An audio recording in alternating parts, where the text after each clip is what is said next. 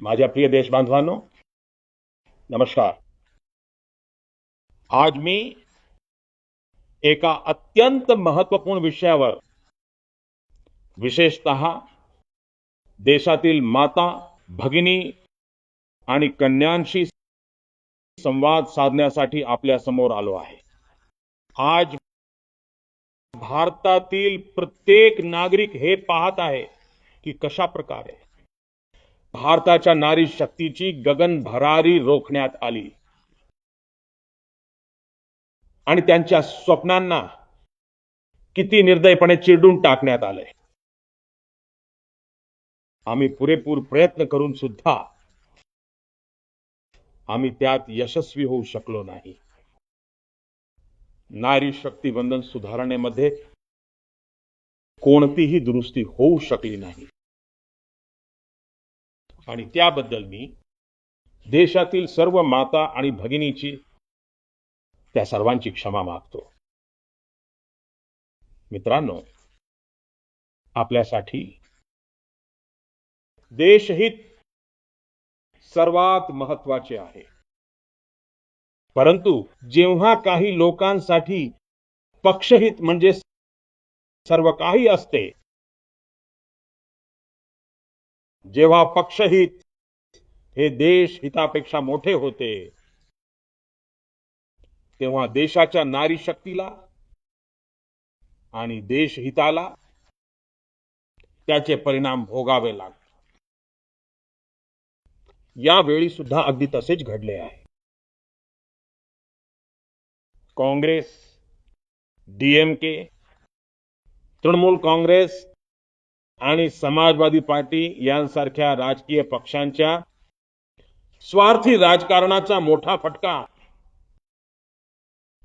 आपल्या देशाच्या नारी शक्तीला सोसावा लागला आहे. मित्रांनो, काल देशातील कोट्यावधी नारींचे लक्ष संसदेच्या कामकाजाकडे लागले होते. देशाची नारी शक्ती हे सर्व पाहत होती आणि मला सुद्धा हे पाहून अत्यंत दुःख वाटले की ज्यावेळी हा नारींच्या हिताचा प्रस्ताव पडला, तेव्हा काँग्रेस, डीएमके, टीएमसी, सपा यांसारखे घराणेशाही पक्ष मोठ्या आनंदाने टाळ्या वाजवत होते. महिलांकडून त्यांचे अधिकार हिसकावून घेऊन हे सर्व लोक बाकं वाजवत होते. त्यांनी केलेली ही कृती म्हणजे केवळ बाकावर मारलेली एखादी थाप नव्हती. तो नारीच्या स्वाभिमानावर केलेला आघात होता.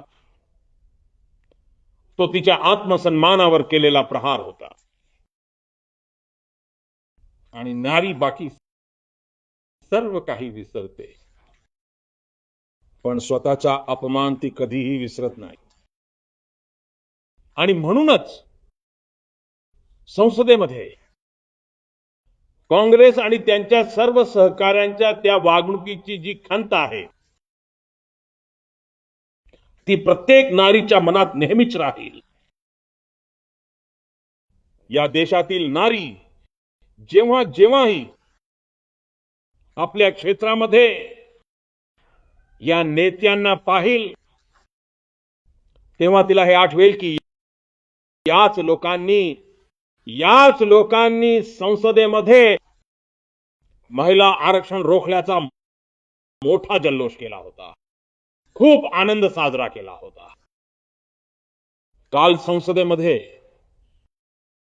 नारी शक्ती वंदन सुधारणेला ज्या ज्या पक्षांनी विरोध केला, त्या सर्वांना मी अगदी स्पष्ट शब्दांमध्ये सांगू इच्छितो, हे सर्व लोक नारी शक्तीला अगदी सहजतेने गृहीत धरत आहेत. ते लोक हे विसरत आहेत की 21व्या शतकातील आजची नारी शक्ती देशातल्या प्रत्येक घडामोडीवर लक्ष ठेवून आहे. ती त्यांचे खरे हेतू ओळखत आहे आणि सत्य काय आहे हे देखील तिला आता चांगल्या प्रकारे कळले आहे.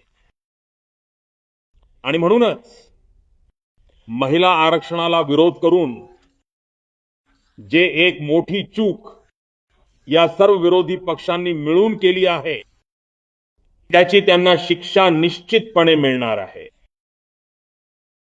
या पक्षांनी आपल्या महान संविधान निर्मात्यांच्या भावनांचा सुद्धा अपमान केलेला आहे आणि जनता जी शिक्षा देईल त्या शिक्षेतून सुद्धा त्यांची सुटका होऊ शकणार नाहीत. मित्रांनो, या सदनामध्ये ही जी नारी शक्ती वंदन सुधारणा आहे, ती कुणाकडूनही काहीही हिसकावून घेण्यासाठी नव्हती. नारी शक्ती वंदन सुधारणा प्रत्येकाला काही ना काही देण्याकरिताच होती. सर्वांना देण्यासाठीच ही सुधारणा होती. हे गेल्या 40 वर्षांपासून प्रलंबित असलेल्या नारी शक्तीच्या हक्काला 29च्या पुढच्या लोकसभा निवडणुकीपासून तिला तिचा हक्क देण्यासाठी ही सुधारणा होती. ही नारी शक्ती वंदन सुधारणा होती.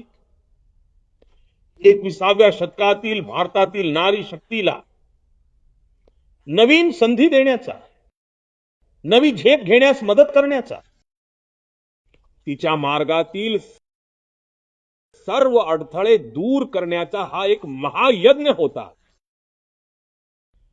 देशाच्या 50% लोकसंख्येला म्हणजेच देशाच्या अर्ध्या लोकसंख्येला त्यांचा हक्क आणि अधिकार देण्याचा अत्यंत स्वच्छ हेतूने आणि पूर्ण प्रामाणिकपणे केलेला हा एक अतिशय पवित्र असा प्रयत्न होता.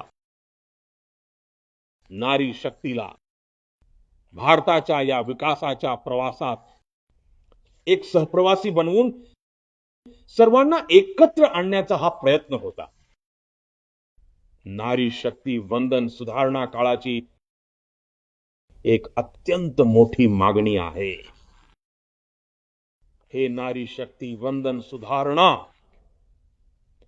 उत्तर, दक्षिण, पूर्व, पश्चिम या देशातील सर्व राज्यांच्या प्रत्येक राज्याच्या शक्तीमध्ये समान रूपाने वाढ करण्याचा हा एक प्रयत्न होता. हा संसदेमध्ये देशातील सर्व राज्यांच्या आवाजाला अधिक शक्ती आणि बळ देण्याचा एक प्रयत्न होता. राज्य लहान असो किंवा राज्य मोठे असो, राज्याची लोकसंख्या कमी असो किंवा राज्याची लोकसंख्या जास्त असो, सगळ्यांसाठी समान प्रमाणात शक्ती वाढवण्याचा हा एक प्रयत्न होता.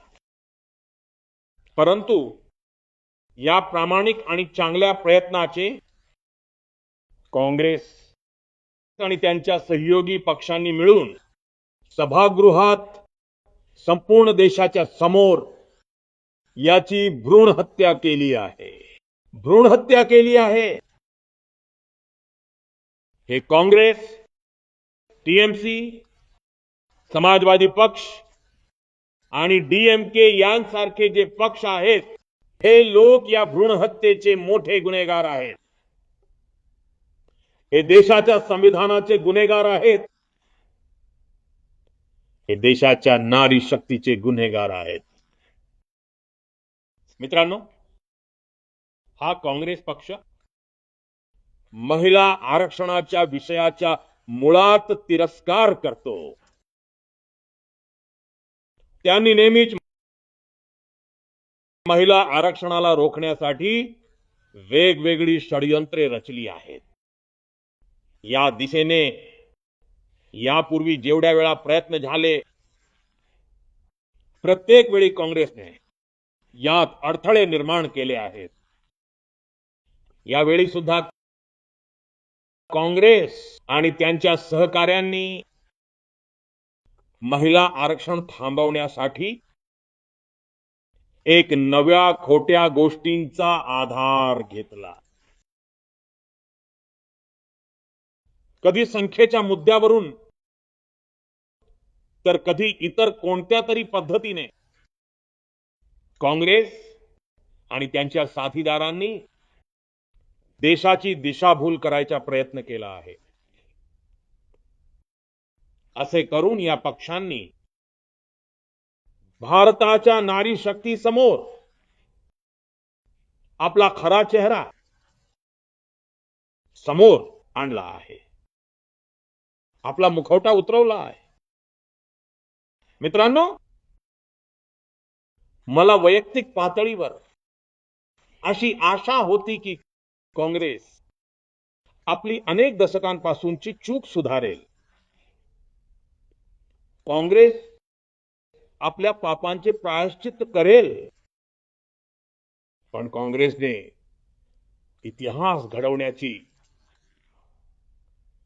महिलांच्या बाजूने उभे राहण्याची संधी गमावली आहे. काँग्रेस स्वतः देशाच्या बहुतांश भागांमध्ये आपलं अस्तित्व गमावून बसली आहे. काँग्रेस एखाद्या परजीवीप्रमाणे प्रादेशिक पक्षांच्या पाठीवर स्वार होऊन स्वतःला जिवंत ठेवत आहे. परंतु काँग्रेसला हे देखील नको आहे की प्रादेशिक पक्षांची ताकद वाढावी. त्यामुळे काँग्रेसने या सुधारणेला विरोध करायला लावून अनेक प्रादेशिक पक्षांच्या भवितव्याला अंधारात ढकलण्याचे राजकीय षडयंत्र केले आहे. मित्रांनो, काँग्रेस, समाजवादी पक्ष, डीएमके, टीएमसी आणि इतर पक्ष इतक्या वर्षांपासून प्रत्येक वेळी ती कारणं, ते कुतर्क देत आले आहेत, सांगत आले आहेत. काही ना काही तांत्रिक अडचण निर्माण करून हे महिलांच्या अधिकारांवरती बाधा आणत आले आहेत. आणि देश राजकारणातील हा एक ठरलेला प्रकार देशाला आता बरोबर समजलेला आहे आणि त्याच्या मागची कारणंही देशाला कळाली आहेत. भगिनींनो, नारी शक्ती वंदन अधिनियमाच्या विरोधाचं एक मोठं कारण आहे या घराणेशाही पक्षांच्या मनात असलेली भीती. त्यांना भीती आहे की जर महिला अधिक सक्षम बनल्या तर या घराणेशाही पक्षांचे नेतृत्व मोठ्या धोक्यात येईल. आपल्या कुटुंबाच्या बाहेरील महिलांनी पुढे जावे असे त्यांना कधीही वाटणार नाही. आज पंचायतींमध्ये, स्थानिक स्वराज्य संस्थांमध्ये ज्या हजारो आणि लाखो महिलांनी स्वतःची क्षमता सिद्ध करून दाखवली आहे, जेव्हा त्या पुढे जाऊन लोकसभेत आणि विधानसभांमध्ये येऊ इच्छितात, देशाची सेवा करू इच्छितात, तेव्हा या घराणेशाही पक्षांच्या मनात त्यांच्याविषयी असुरक्षिततेची भावना निर्माण झाली आहे. मतदारसंघ पुनर्रचना केल्यानंतर महिलांसाठी आजच्यापेक्षा कितीतरी अधिक जागा उपलब्ध होतील. महिलांचं महत्व वाढेल. त्यामुळेच या लोकांनी नारी शक्ती वंदन सुधारणेला आपला विरोध दर्शवला. देशातील नारी शक्ती काँग्रेस आणि त्यांच्या सहकारी पक्षांना या चुकीबद्दल त्यांना कधीही क्षमा करणार नाही.